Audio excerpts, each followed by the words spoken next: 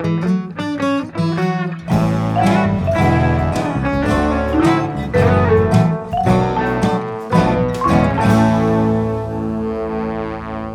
he awoke, the dinosaur was still there. This is the story of the dinosaur.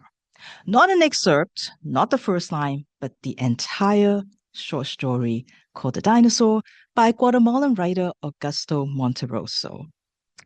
It goes to show you don't need anything long to make an impact. A story that prompted Italo Calvino to say that he would love to compile a collection with stories that just have one line, that are just made of one sentence, but unfortunately, nothing he has found so far matches The Dinosaur. Welcome to Port Moody Public Library's Keep It Fictional Book Chat.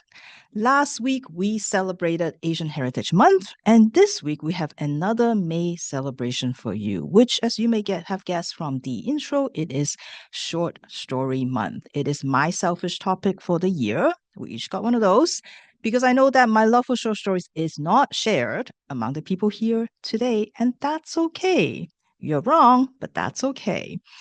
I am a fan of the literary format. I think thanks to many excellent short story writers who have shown me what a short story can do. And I always find that a well-crafted short story is, to me, much more impactful than any other formats. There is nowhere to hide. You need to use all the words you've got, and you don't have a lot of those. So I find that I really appreciate sort of the skills it takes to write a good short story. And I have found in reading sort of authors who have done both, like, trying to write a short story, who are really, really good at that, and then like really bad at writing novels, or the other way around. So I think there is different skills involved in that. So be excited to find out. Or maybe, yeah, okay, you know what? Let's ask. Ask. Not that I want to hear it, but what is your opinion on the format in general? And later on, when you're talking about your book, I would love to know if the story or the collection that you chose for today has changed your mind, or whether it has just reaffirmed for you that this is not for you. So, feelings about short stories. It's funny because the way you talk about short stories is the way I feel about poetry, which I know you're not a fan of, but I think it's the same idea, is that you really have to distill it down to like its purest format, and that something short can be very impactful in the hands of a skilled person. I'm I think at the end of the day, net neutral about short stories. There have been short story collections that I have really enjoyed, and short stories that I think, yeah, that's exactly what I want out of this. I don't think it should be any longer. I don't think it should be, there's really more to say on it. And then there has been like the opposite side of it, where I'm like, this is just like a little toe dip into something that I wish was expanded, that I wish was longer. So I have had short story collections that I really did enjoy, and that kind of made me appreciate, as you said, like the skill that it takes to write a really good short story, because as we have seen many a time, like it doesn't always translate into a longer format. And then there have been short story collections that I that left me wanting, I guess. So I'm a firm neutral on this one. Right, that's fair. And I think for Sadie, and I know I'm on the same boat, even though there are so many and they are like really famous for short stories, but I find science fiction short stories or fantasy stories really lacking. What Corinne was describing earlier, like I have only found maybe one collection that I really, really care about. So as a fan of the genre, Sadie, like how do you feel about short stories? Yeah, I would say, and I haven't actually, to be completely honest, I haven't read a lot of fantasy short stories, but my guess is that because they require world building, it's just not always possible to kind of get enough time and enough space to explain kind of how the world works, how the possibly the magic system works, kind of all that within that short amount of time. I think that similar to Korean, I'm a little bit neutral on them. I think that for me, I definitely like something that I can kind of sink my teeth into a little bit more and kind of really immerse myself in the world of it, especially if I'm enjoying it. Karine, I think you mentioned this a couple of weeks ago on our episode of books that took us a long time to read. That short story ones are ones that is like that for you, and I think that I agree with that. Where if I don't have the through line, if I don't have finishing a chapter and knowing that the next chapter is going to be something that's relating directly back to that and making me want to continue reading, then I do struggle to, I think, get into it a little bit more. And so the book that I'm going to be talking about today has taken me a long time. It has taken me a very long time, and I have enjoyed it, but there's nothing that keeps me going back to it for more, I guess you would say. Yeah, and I think that's true. Like it does take like I think a lot more to explore like like a fantasy or science because the whole point of it is that world building, like you said. So, when you don't have that opportunity to do so, I find that that's the same with science fiction and very often with fantasy novella. I find that that's my problem with them is because they don't have enough. And so it's just like it's so surface and I feel like I wanted to know a little bit more. So I can see why some of those genres may not be as conducive to short stories, even though there's quite a lot of them. Like, short story prices for those are like huge. So I don't really understand how it works. Maybe I just haven't found the right one. But I find for some of the other genres, it really works quite well. And I have to say that I find when it is a single story collection because they don't have to focus so much on plot in some ways in development. And again, I think that's the difference between like me liking not necessarily caring for plot. I find that I get to know an author a lot more because they don't have to be developing the plot. They're developing the ideas, they're developing their world. And to me, that's what's interesting. And I think it's that is the character that matters. And I find that a good short story really and a collection of it, it just gets me to know the author so much more because of that. It's building up on that like idea of like what they kind of write about, what they believe in. But I think, if we are kind of more, I guess plot, well, you prefer plot driven stories. I think I can see why this, like anything longer might be better. And there is also such thing as too long, I feel like. Yeah. Anyway, all right. Well, thank you for sharing those feelings about short story. I think let's start. I'm gonna start first, I think, actually. Let's get mine out of the way. Um like I love I love short stories and all of that, but I think like it was hard. So it was hard for me to kind of pick a book for this topic because there's just too many that I want to talk about. But in the end, I end up going with a collection that blew my mind completely when I read it in March, and I knew that I would want to reread it. And I mean, it hasn't been that long, but it's just as good a time as any to reread it. And it's an author and a translator that I have never heard of. I just happened to see it on display at Massey Book Wednesday, and I just went there and like, oh, like it's this thing that I've never like this book I've never seen. I don't know the author, like I said. But it does have some comparable authors on the book cover and the back, like most, Kafka, Beckett, and then of course Carrington. That's what got me. I know these comparisons don't always pan out, but I'm just a sucker for them. So I bought the book, I read the first story, I immediately know that I'm holding something super, super special in my hands. And it's probably the most solid 5-star book that I have this year.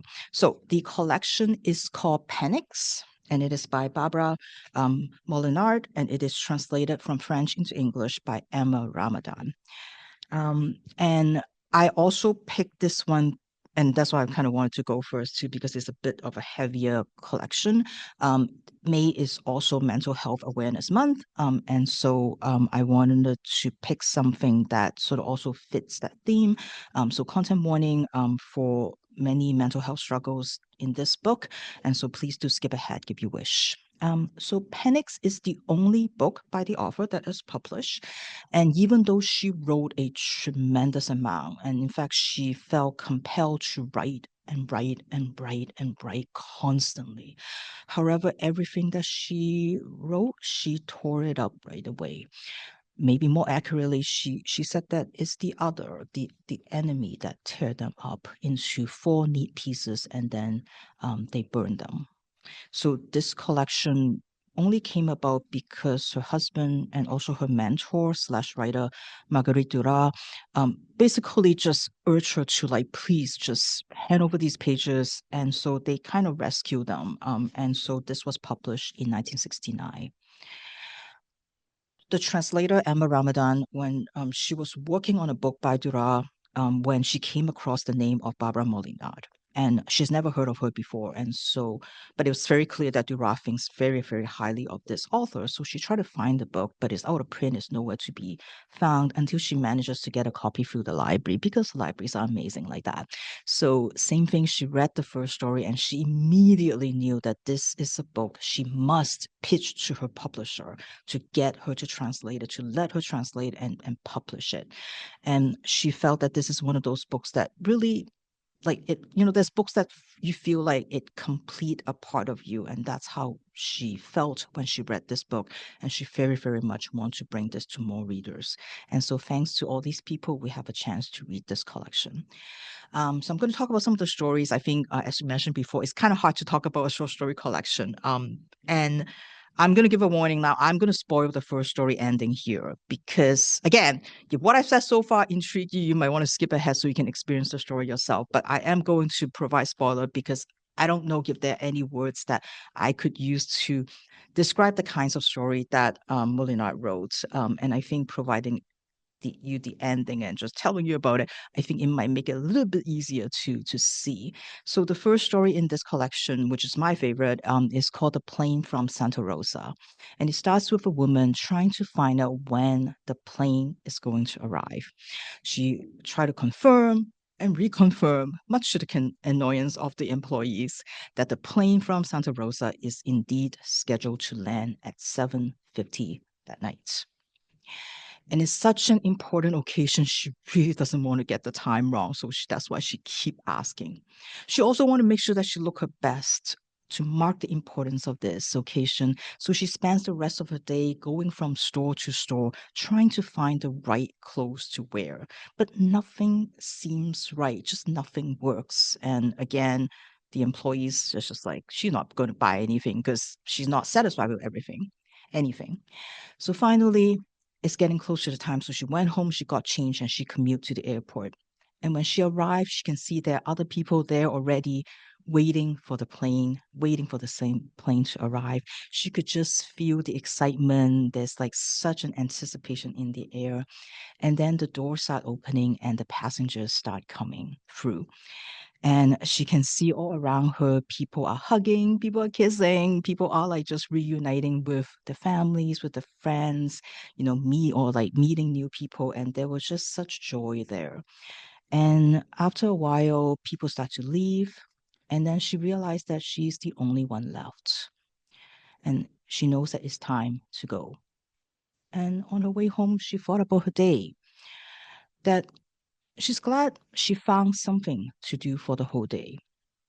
But then panic starts sinking in once again when she realized that she will have to figure out what to do tomorrow.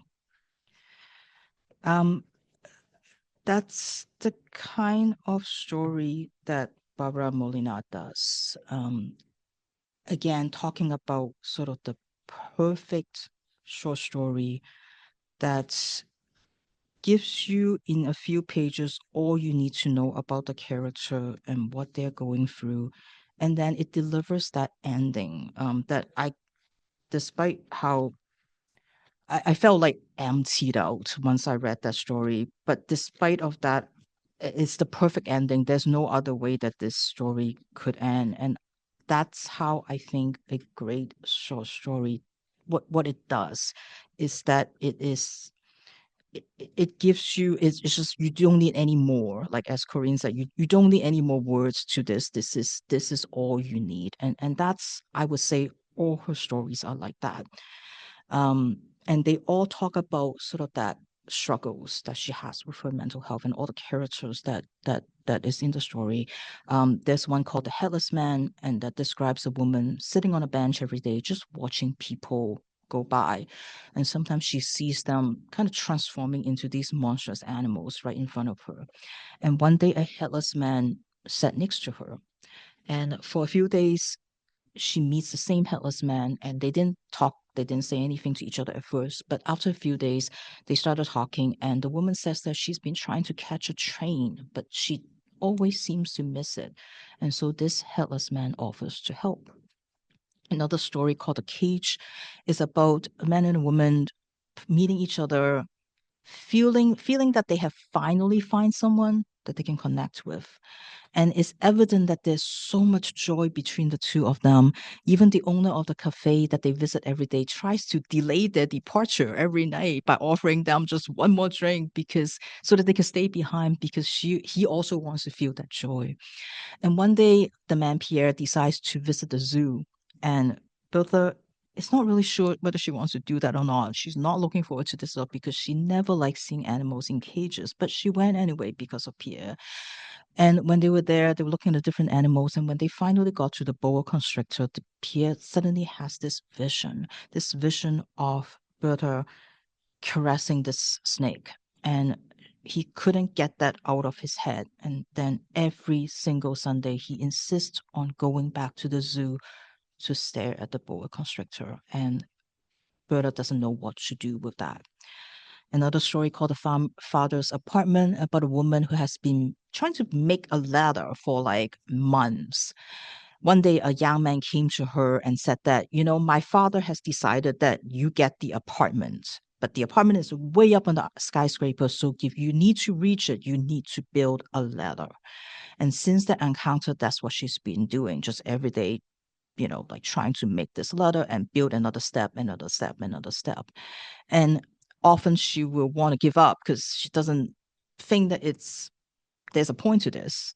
But every time she is just on the verge of giving up, the young man will appear, as if he can sense her wavering resolve. And there is such sorrow in his eyes that she feels that she needs to continue, and she does. But what happens when she completes this ladder?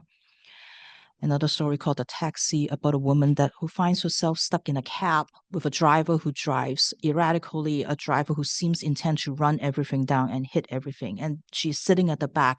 There's nothing she could do. The driver keeps looking at her in the rearview mirror just to see her reaction. And she keeps trying to tell herself that she cannot react. She cannot scream. No matter how frightening she found herself in this situation. And the French title of the collection is Viens, which means come. And there are two stories in here, which is called Come, and also another one called The Meeting, both about someone who has been invited, who has heard this beckoning that you need to come. And so they did. They try. They try to go where the person is, but somehow this journey just seems to take forever. And or when he gets there, the town just seems abandoned, and he doesn't understand why. Like, you would invite somebody if you're not going to be there. Like, where did everybody go? And that struggle that they try to get there, and hearing this voice that just keep telling them to come, but just never can get there. And all of Molinar's stories speak of this really just this painful existence of life from a total outsider point of view that you're only able to watch, and you're basically every day, you realize day in and day out that you just don't belong, and you don't know how to reach that world despite all the people telling you to come to join, and you'll try. It just doesn't work. You don't understand the world. And as I said, all her stories are just perfectly captured. You there's nothing else you need. And I think at the end, once the story ends, and I find with short stories, a lot of times they don't have to be clear what the ending is. It could be an ambiguous ending, but you always feel that you know where the story is going to go because the author has shown you everything you need. And to me, that is the power of a great short story. And that's what every single one in this collection does. I am absolutely in awe. Like, I'm totally blown away by her work. But I'm also very aware of what she had to go through for these stories to exist. So give you have the capacity to tackle this kind of collection, give you you're not convinced that short stories can be powerful, that it requires, like that skill to write, like we talk about, and if you don't think short stories are for you, maybe you just haven't met the right one. So I will urge you to check out this collection published by the Feminist Press. It is called Panics, and it's by Barbara Molinard, and it is translated by Emma Ramadan. All right. So let's switch gear. We're going to change over to Corinne and see what she's got for us. All right. So it's funny, Virginia, that you mentioned kind of the struggle of a perfect sci-fi or fantasy short story. Because I really do feel that is the genre that I usually end up the most dissatisfied when I am reading short stories, with some like very notable exceptions. And the exceptions, I would say, kind of veer more on the horror side of things than kind of like a sci-fi or fantasy, because again, you really want to delve into it, and often after a lot of stories, you just kind of go, "Is that it? It's but." There's so many more questions than you get answers. So, keeping all that in mind, I decided to read a collection of sci-fi short stories. Although this is a bit of a misnomer, because I now realize as I'm kind of flipping through it that half of it is a short story collection and then half of it is just a full novel. It's just a whole novel, but I think it still counts. So this is an author that has been brought up on the podcast before. I believe Al talked about Counterweight, but I may have just absolutely dissociated during that book talk, because I have also read Counterweight and was confused. But this is an author that we have had on the podcast before. This is Djuna, who is named after Djuna Barnes, who was an American artist, illustrator, journalist, and writer known for Nightwood, a cult classic of lesbian fiction and an important work of modernist literature, and also a character from Ellery Queen. So this is kind of where this author is in their headspace, drawing from a lot of allusions at a lot of different places. Now, Djuna is considered a literary giant and one of the most prolific and important writers of Korean sci-fi. And that's it. That's all the information you're going to get. This is a pseudonym, and they have absolutely like clung to the pseudonym and their anonymity, which I find very interesting. They only communicate through email or chat, and I think they would honestly be a really fun talk. In their author's notes at the back of the book, which is part that I really enjoyed after having read most of the stories, is they're really interested in the idea of like translation, about writing, about sci-fi, talking about Korean sci-fi and the evolution of that. They're interested in old Hollywood. They're funny. I think they would honestly be a really fun person to have a conversation with. They seem to have a sly sense of humor about their own writing, about their own place within like the Korean pantheon, and just about sci-fi in general.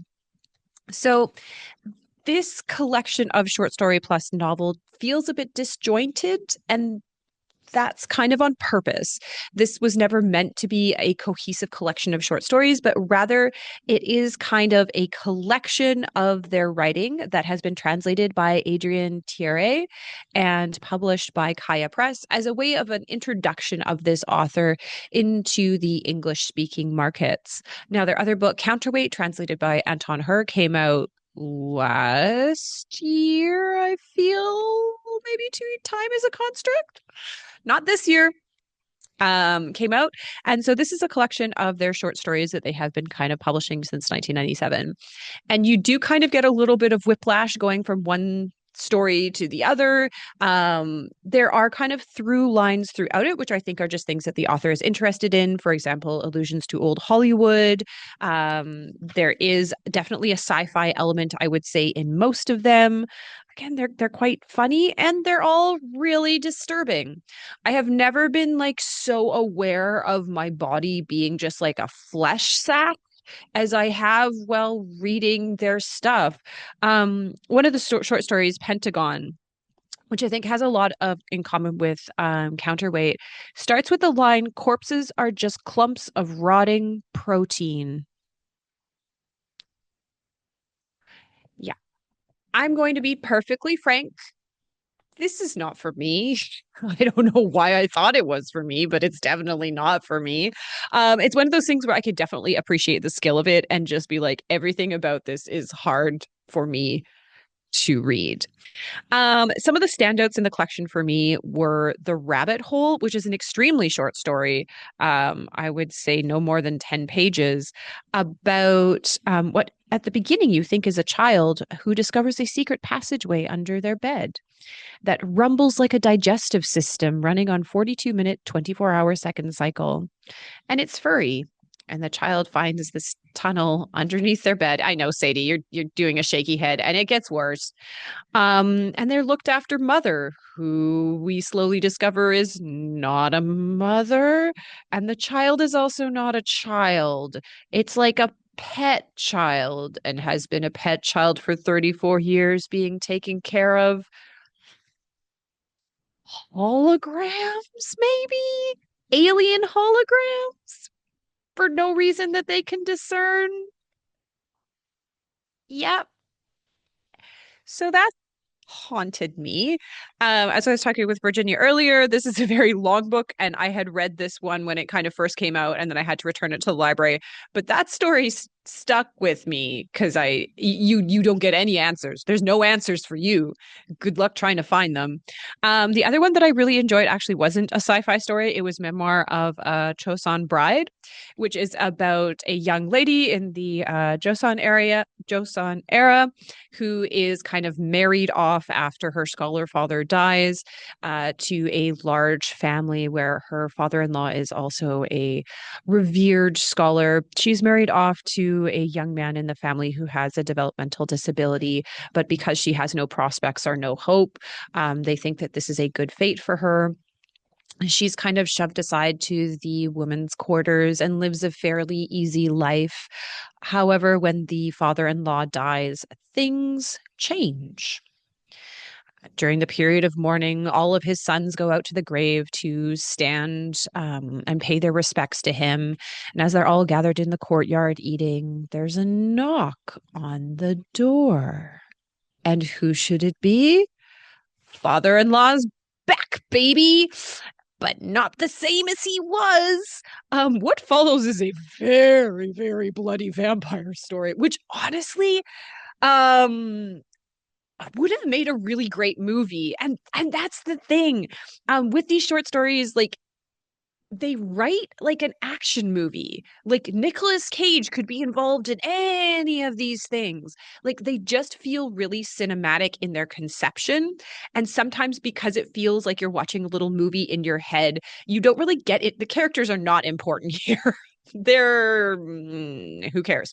Really, it's about like the action and the talking and the dialogue and like the slickness of it. And I think that's kind of what both the translator and the forward by Kyu-Hoon Kim kind of talk about is like this very movie-like concept to their writing. And they're definitely like very kind of within the sphere of thinking about movies, thinking about Korean cinema, thinking about Hollywood cinema, and like the intersection of both, which really makes it at the end of it, like you feel like you've watched like a really good action film. And as like an adherent of the Fast and Furious franchise, like I'm not angry, like that was pretty good. The Memoir of a Joseon Bride, father-in-law's back. He's brought all his brothers and they don't have eyeballs anymore. Too bad. And so she kind of gets roped into procuring meals for everyone, which is like a very, very interesting kind of like subversion of like the women's role in society is like to provide food. And sometimes your food is folks from the village, but not too many people because then they're going to get suspicious. And then she also might be immortal, like, don't worry about it. There is also the other one that is probably going to haunt me again. These are very disturbing, is the Bloody Battle of Broccoli Plain. And this is kind of like tied into their bigger universe, like a sci-fi universe about indifferent aliens who colonize Earth and start using us for like building materials, but they don't really care about us, so don't worry. And in fact, you could hitch a ride onto their spaceships and they'll take you up to space. And so because no one cares about this, they start colonizing things, but then there's like space disease or space sickness and a lot of fighting. But also in this story, our main protagonist question mark hitches a ride up to one of their fun little planets, and there's like a little like broccoli friend that walks around that's a little broccoli alien, but because there's nothing on this planet for this guy to eat, he kills the little baby broccoli alien, but there's no meat in it anyway, so it's pointless. And the little broccoli gives a little scream. Horrible. So yeah, there are things that are definitely going to stick with me for a long time, and I think that's pretty impressive to do, like in a in 10 pages or less, to do something that has like radically altered my brain chemistry. Um, it's very interesting that I don't know that any of these have been adapted for screen, which is curious, and it may be that the author themselves is not interested in doing that. But I think a lot of them would make really good movies. I'd love to see like Chosun era vampire. Well, no, she's not a good person. Well, but she's in a tricky situation. Well, but her father-in-law is kind of. Anyways, that's for them to decide. Yeah, so if you're looking to kind of get at the root about, again, like a literary giant of South Korean science fiction authors, they are definitely like a trailblazer in the genre. You can see that they're always grappling with a lot of stuff, and by every short story I was like, I'm definitely missing something here. I flipped to the back and it's like, oh, this is an allusion to this, this is an allusion to this is an allusion to that. I'm like, okay, yeah, I clearly did miss something. Again, I love a good author's note. I Especially when something is like as dense and crunchy as this. I'm like, I love a good little explanation. I'll report back on the novel at the back of this once I finish it. But if you're looking for the short stories, it's just this bit right here. So yeah, if you're kind of looking to kind of delve into South Korean science fiction, I would definitely recommend picking this up, because you'll get a really good sense of kind of like a master at work who's kind of laying the groundwork for everything that comes after. Um, yeah. Oh, that little baby broccoli, though.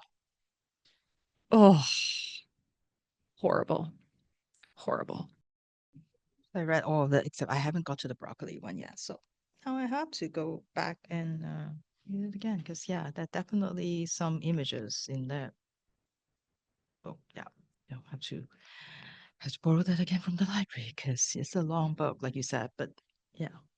All right. Well, before we go into Sadie's book, got my question for everybody today is what is I mean, I know that not everybody agree, but I think stories short, good. What else is good? What else is better short? I have some opinions. As a short person, a lot of things, chairs, much better short, cupboards, really, really good short. Anything that you have to sit on, really. The number of times I just sit on the bus dangling my feet like a child because my feet don't touch the ground on the back seats of the bus. It's a little disappointing. So anything that you would have to sit on short is good. Short is definitely good. I'm going to say essays that you have to read for school. Very good when they are short. I'll probably think of some others, but I'll let other people talk. But I love the fact that we are short, that we can dangle our feet just like a child. I can just kick my feet constantly. I love doing that. I'm so glad I'm short that wherever chair I sit on, I cannot reach the ground. And that is fine because then I can just kick my legs at people. I love doing that. So, Corinne, what's better short? This feels like a riddle. Like it has riddle energy.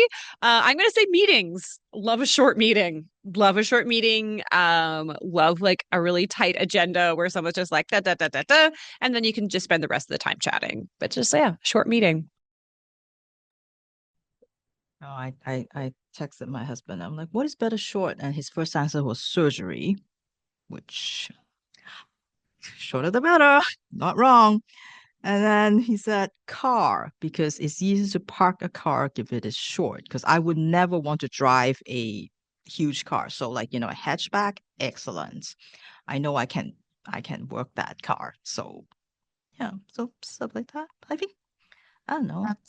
I grew up with a Ford Taurus station wagon as the car that I learned how to drive on, so I can vouch for that. It was very difficult to park, and I think that I still give myself way more room than I need to anytime I park my now very well-sized Honda Fit, because I just think that my car is bigger than it actually is. Yeah, we used to call it the boat, back when cars had like a lot in the front and a lot in the back. And I remember my first time driving like a U-Haul when I was moving, and I've only done it once, and I had to like parallel park. And oh God, it was so agonizing because I'm not a confident parallel parker to start with, like Sadie. I think my car is way bigger than I think it is. And I was getting so upset that I'm in a garbage truck was coming in the opposite way and was such a narrow street, and they're honking their horn at me, and I'm like the garbage truck driver hopped out of his garbage truck, essentially shoved me out of the vehicle, and then parked for me because he's like, you got to get out of the way. I'm like, I don't know if I can. So yeah, that's a good answer too. My dad has done that before, not with as much aggression, but we were parking in a parking lot on Granville Island. And I think we were in a truck, and he like very seamlessly like backed into like this tiny little spot, and someone in a car waved him over like, can you please park my car for me? Like, I can't do it. And so my father being a professional bus driver for most of his career, he's like, yeah, sure, no problem. Two more to add to my list. Lineups are much better short.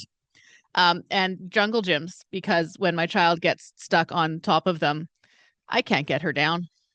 And I've explained this to her, that if she climbs above a certain point, she's on her own. We've had to be rescued one time by a parent of another child who is much taller than me. But yeah, so jungle gyms. And I know that defeats the purpose of a jungle gym if they are short, but yeah, and tantrums, much better short. Work day. Short's better. Yeah, no, there's many good short things. Like a good short story. The Sadie, do you have one of those for us? One more thing I would like to add. You and me, Virginia. Yeah, we are very good short things as well. We're very good at being short. Yeah. I think this is the first time I've been called tall, so thank you. So relative. When I was in high school, and this is a very strange story, but when I was in high school and I was in acting class, and we were split up into groups, and we were in groups, and we were told that the person who is the tallest gets to go first, and we're off doing our thing, and then I hear this voice from across the room. I'm the tallest? I've never been the tallest before. And it was very exciting for my friend Jocelyn. Anyways, yeah, so I think that my book is a little bit different because mine is the only one that has multiple authors writing the short stories. So mine is a compilation of short stories. And I will say that finding the book was not too difficult. I knew that I was in the mood for a mystery. And so I went on a search for a book of mystery short stories. Now, after I had ruled out Sherlock Holmes and all of the like author and series specific ones, like there's a lot of authors who write short stories surrounding their main series of books. So once I had ruled all of that out, I was left with a couple of options. The book that I ended up choosing, I went with because I was looking for something that was a little bit different, wanting to read some new perspectives, which this book promises right off the bat. So this is The Perfect Crime, 22 crime stories from diverse cultures around the world. This is edited by Vaseem Khan and Maxim Jakubowski. And I think one thing I would say, we were talking kind of about fantasy sci-fi not being a great genre for short stories. I think mystery actually is a wonderful genre for short stories because you can basically just have a mini mystery in each of your short stories and then you solve it and it wraps up quite nicely. One thing I will say for a lot of the stories in this book, and I think maybe for short stories in general, kind of, I think this kind of goes to what you were saying, Virginia, about the first story that you talked about, where it just kind of ended in the perfect way, the way that it kind of had to end. I think that one of the challenges maybe for short stories, or one of the things that authors are challenged to do, is find that almost perfect last line, that perfect last paragraph, last line that either makes the story make sense, wraps up the story, leaves it open-ended, whatever they're trying to achieve. I think that more than novels, short stories are aiming to get that perfect last line. And some of the ones I read did that, some of them not quite as successfully. So the book does start with introductions from both Khan and Jakubowski, and both editors talk about how with this compilation, they set out to celebrate the new and diverse voices writing crime and mystery stories, and even more to highlight just how diverse the genre has become in only just a few decades. They make a point of saying that before that, the genre was for the most part very white. There are definitely some exceptions. Some of the names that they mentioned are Rudolph Fisher and George S. Schuyler, who were writing in the 1930s, Chester Himes, who was writing in the 50s and 60s, and then later Mosley and Mike Phillips, who are writing in the 90s, just to name a few of who the editors kind of think of as the pioneers of kind of more diverse voices within this genre.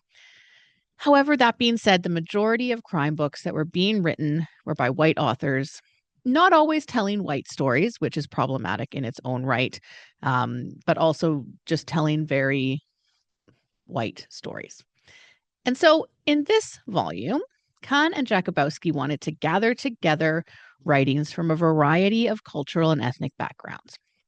Some of these cultures include African American, South Asian, First Nations, Latinx, Chinese American, Singaporean, and Nigerian, again, just to name a few of the backgrounds that are included in this book. I wanted to provide a platform for these authors to tell their stories from their perspectives and backgrounds. And this book does include stories from authors who I was already familiar with. And I'm sure that many of you would also be familiar with them, probably more so than I am if you are a mystery reader already. Authors I already knew, such as Sylvia Moreno Garcia and Thomas King.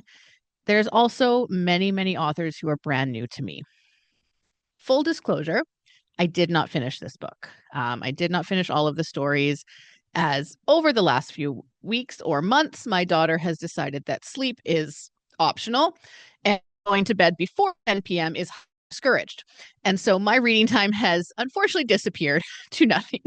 But I did read a handful of the stories, some of which I enjoyed more than others, and I'm going to give you a preview of a few of these. Within the style of these stories, there is also a huge amount of diversity. Some take place in the present day, some are historical, some follow a more straightforward traditional path, and some are much more twisty and creepy.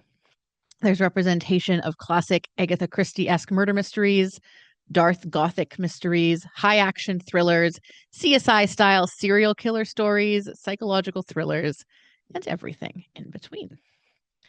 The first story I will tell you about is by Sylvia Moreno Garcia. Now, I've only read one of her books, but I would say that the vibe of this story is very on point for her writing, at least in relation to Mexican Gothic, which is the book that I read. The Land of Milk and Honey tells the story of Don Aurelio Helidoro Vallejo Pacheco, a man who did not believe in modern ideas about women. A woman was not supposed to venture out into the world or attend school. Her place was in the home, where she could stay safe from the dangerous glare of the city's lights. Now, the 6 women in Don Aurelio's life did just that. His sister, his wife, and his 4 daughters stayed in their home, sitting in the living room, knitting booties and blankets and clothes to dress the plaster baby Jesuses that were brought out every Christmas. They sat and they knit, day after day. Nothing ever changed. That is, until the spring of 1949. In the spring of 1949, 2 things happened. First, Ophelia, the youngest of Don Aurelio's daughters, turned 19. Second, Don Aurelio, unfortunately, tripped outside after a night of drinking and broke his leg, making him unable to run the errands and complete the tasks that were required to keep their property running smoothly. Now, he wouldn't accept that his sister, his wife, or any of his daughters could in fact run these errands, so he instead sent word to a cousin who had a son who was looking for work. And this is how cousin Arturo came to live in the Pacheco household. Ophelia had never been allowed to be around young men.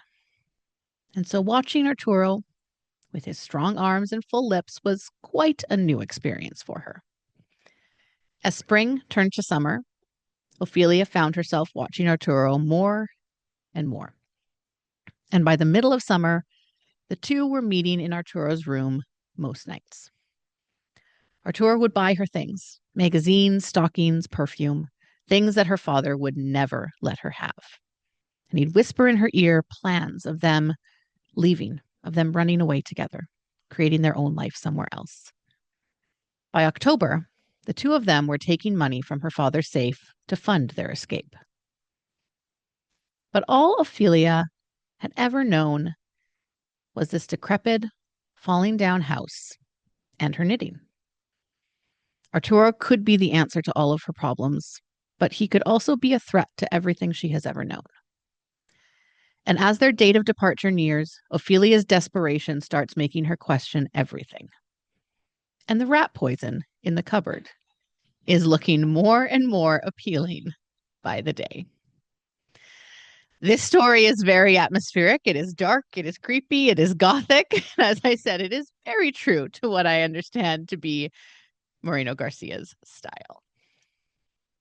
The next story has a much different vibe than the last.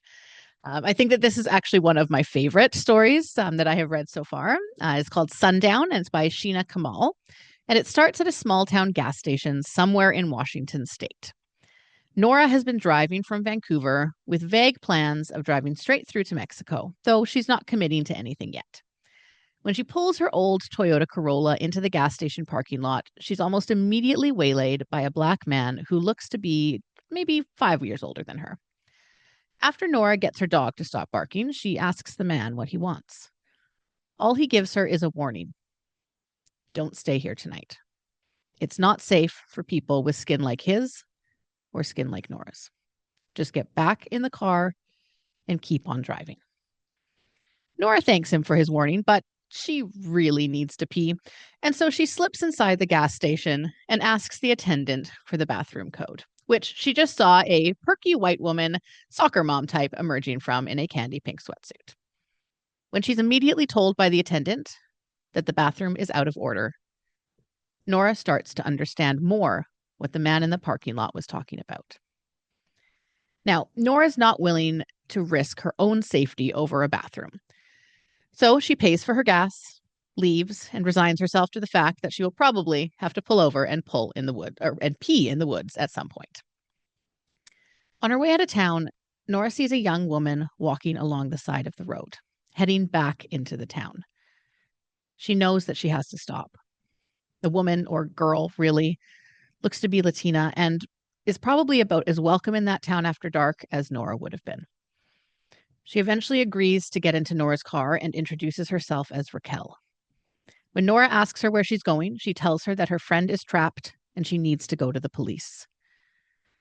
Well, Nora has a pretty good idea of what the police in this area will say to a young woman of color, and she's not about to let Raquel get herself into even more trouble. So against all her better judgment, Nora tells Raquel that she will help her get her friend back. and drives the two of them headfirst into danger. She figures if she's never going to talk to her own child again, she may at least try to save someone else's. So I said, this is one of the stories that I liked better in the book. The character of Nora is one that I find I often gravitate towards a similar style. She's strong and independent. She's acquired skills that make her not necessarily someone you want to mess with. But she has a sort of tragic or secret past that she's trying to run away from. I was definitely engaged in this story from the start right to the finish, and would definitely be into reading more about Nora, which I'm happy to say that Sheena Kamal has written 3 books about Nora. So I think I will probably be checking those out, which I didn't realize at the time that it was part of a bigger series. I'm going to tell you about one more story. And I will say that it is actually not one that I would say is in my top picks. But it is one that is drastically different from the first 2, and one that I think is important to read. It's called Either Way I Lose, and it's by John Vircher. It takes place in Omaha, Nebraska in 1919. Our protagonist, who goes by White, is a young man looking to make a better living for himself.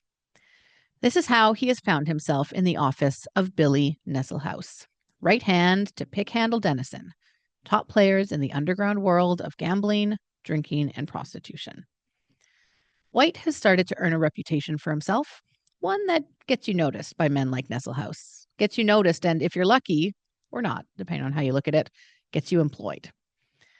Now, White is told that Nesselhouse and Dennison have been having some trouble with the current local government. Trouble that would be remedied quite nicely if the person in power was more controllable. And so they need White to help guide their current mayor out of his position. If they can make it look like the mayor has no control over his city and isn't able to protect the upstanding, hardworking white citizens, then maybe the population will be more inclined to push for someone new. And this is where White comes in. If he can make it look like a well-off white woman is being assaulted and harassed by a black man in the city, then that's just the impetus the rest of the population needs to rise up. White starts to get a vile taste in his mouth.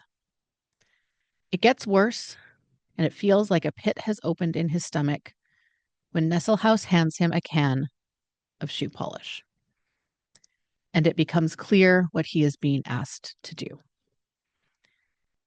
In this city, at this time, White is lucky, because to the average viewer, he comes across as white as Nesselhouse himself. However, White knows that this is not an entirely accurate representation of his background. And the thought of incriminating other Black people makes him want to turn and run as fast and as far as he can. However, now that Nesselhouse has his eye on White, he wouldn't get too far before being dragged back.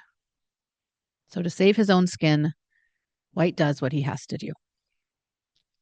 However, when another Black man is accused of his crime and dragged out of the courthouse by a mob, White realizes that no matter what choice he made, he was never getting out of this alive. This story was hard to read. This story was devastating, both as an accurate and horrifying historical account, but also as a reflection of the possibility that our world is not too slowly turning into something that could be very similar to this. These are just 3 examples of some of the stories that you'll find in The Perfect Crime, 22 crime stories from diverse cultures around the world. Even though I'm not a big short story reader, I will say that when you have something like this with stories from so many authors and backgrounds, you can't read it and not find at least something, at least one story, 1 or 2 that you enjoy or connect with. For me, not everyone that I read was a winner, but there were definitely some that I was able to fully immerse myself in. I think that so far, Silvia Moreno Garcia has top pick for the best ending line of her story. She does a quite good job of ending quite well. And so I think that if you are in a crime mood like I was, and you're wanting stories from a new perspective or stories that take place in part of the world that you may not usually read about, then I think that this book would be a really great fit. So this is The Perfect Crime, 22 crime stories from diverse cultures around the world, edited by Vaseem Khan and Maxim Jakubowski. Thank you, Sadie, for bringing an anthology today. I think you're right that, like, the variety, it sometimes could vary in quality and also, like, just what works for you also, like, but it's nice when with an anthology, you probably get introduced to so many more authors and that you can check out other things. So that's kind of nice that way. So yeah. Well, thank you for doing this topic. Each of you can now have one that you can torture me with in the year. So put that into the spreadsheet. And I hope that in May, our listeners out there, you get a chance to read at least one, try one, like just pick one. You don't have to read the whole collection, just read one short story, maybe just one. And then maybe you discover that they are not too bad, or maybe you'll find one that you like, or even give the one that you didn't quite like, maybe there will still be others. Anyway, well, I hope that you there's still some days left in May, so hope you will join in and celebrate just a little bit of this short story month. So thank you for joining us, and we will see you again next week. Happy reading.